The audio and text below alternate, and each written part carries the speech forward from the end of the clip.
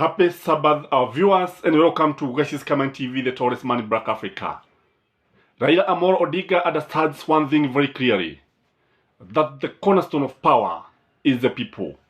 The framers of our constitutions were very clear in their mind that governments can actually abuse power, and governments are generally corrupt. It is on this reason that in the preamble of the Kenyan Constitution, all power belongs to the people.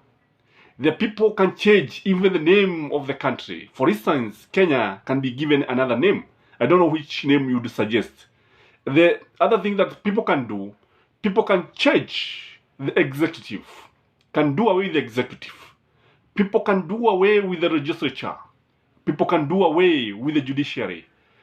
People can do away with independent institutions like Public Service Commission, Teacher Service Commission, and anything. And that is why people are represented in parliament by virtue of electing these people. That is senators and parliamentarians in general. Kwa wakati ambapo wanawakilisha watu pale, chochote ambacho wanafanya, it is assumed that they are doing this on behalf of me and you. And we can actually take this power because it belongs to us. That is why I'm saying Raila Amolo Odinga understand this very, very clearly.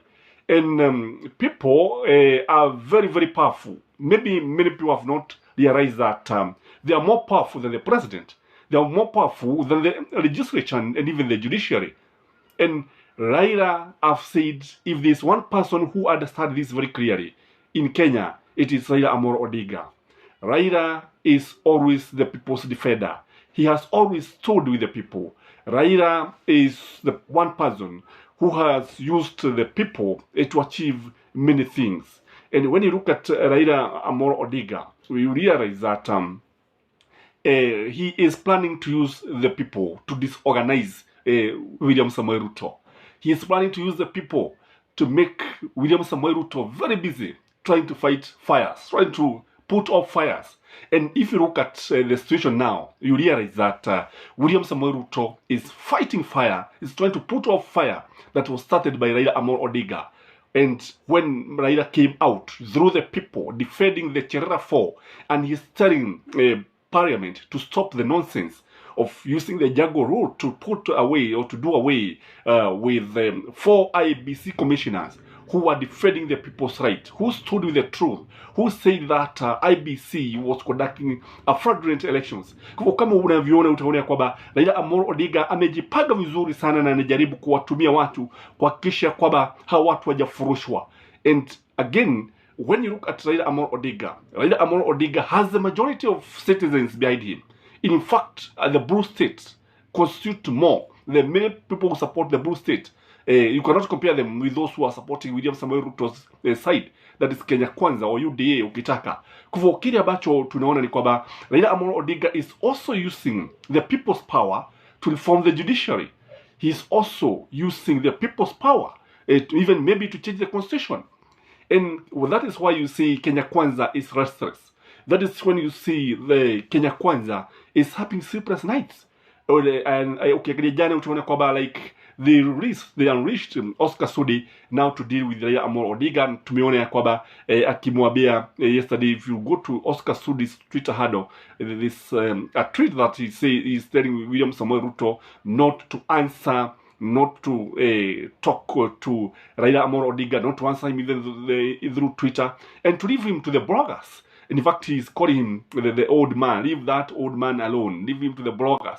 And may his wish be fulfilled, especially that of age. Kwa sababu unajua ujana ni moshi na unaweza ukapita wakati wote. And a foolish person will always castigate an old man, because for him unajua sasa haya mimi naona kama maobi wakati wote ambapo unamkashifu mzee wewe ukiwa kijana. I always ask God to fulfill your prayers. May you never see the age of that person. And this is what Oscar Sudi is saying. When you look at what I'm saying is that Raila Amolo Odinga is going to disorganize William Samoei Ruto, and he has already done it. And he's already doing it already. And I want us to look at what this means politically. because when you look at it, you see that Raila Amolo Odinga is actually a very, very shrewd politician. The first thing is he's likely to start organizing peaceful demonstrations. I think it's just a matter of time. If you've been listening to Raila Amolo Odinga, if you have been listening to Azimio, if you have been a keen follower of Azimio brigades and Kenyan politics in general, ukiangalia utaona kwamba hata ile mikutano ambayo walikuwa kule Naivasha, I think truth be told, they were planning missions.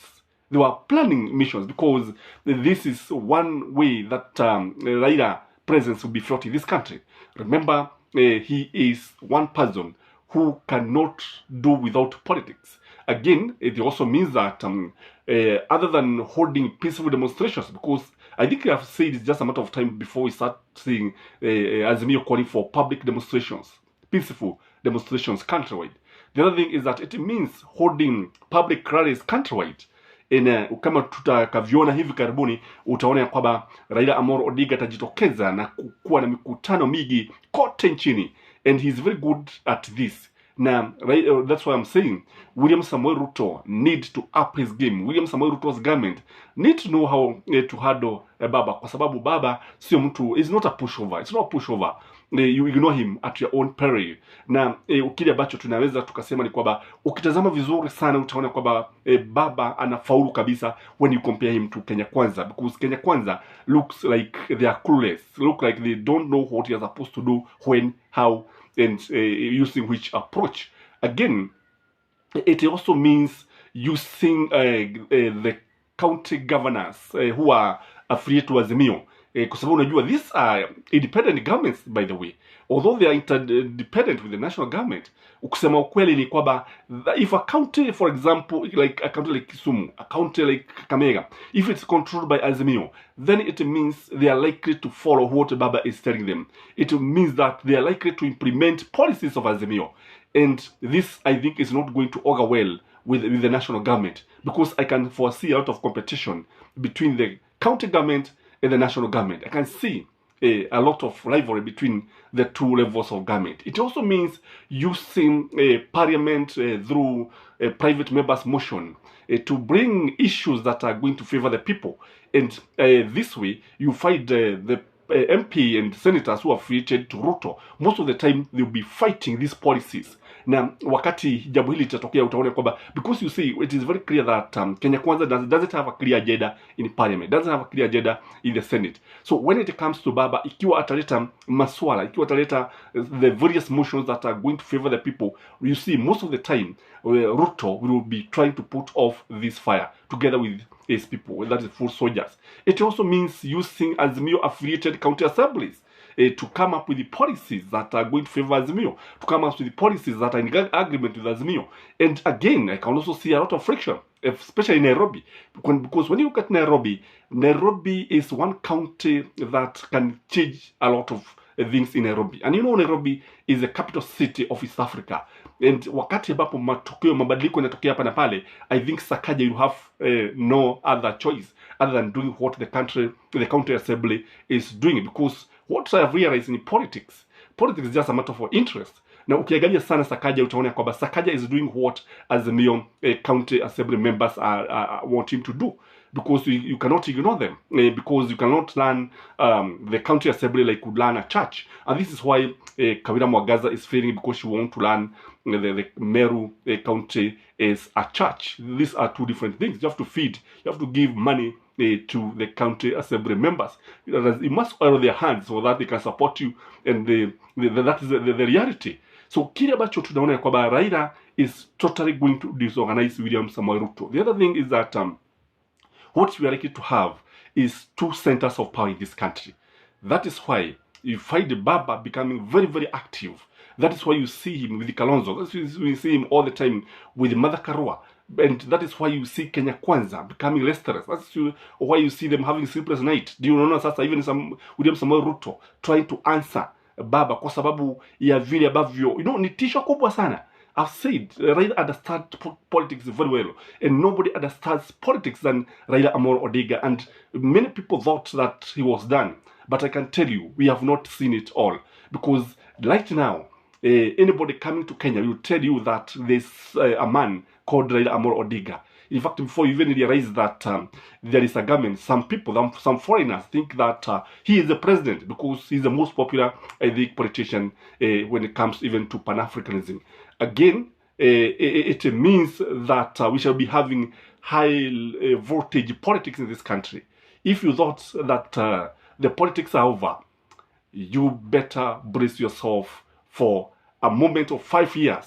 You know, watu hawajui ya kwamba wakati ambapo Uhuru alimwendea baba, alimwendea hivi kimakusudi kwa sababu alijua kwamba you cannot ignore this person. It is better when he is supporting you than when you are competing with him. And that is why you see, if Kalonzo is going to play his cards well, he is likely to be the most beneficial. If he's going to remain consistent, and that's why I've always been saying in this channel, let Jubilee go. Kwa sababu they were also going to disorganize Baba, because they're also going to infiltrate the plans and they are going to sell him to William Samoei Ruto. If you're here for the first time, kindly like this video and you can even share it. And may you have a blessed day. Till next time. Bye bye.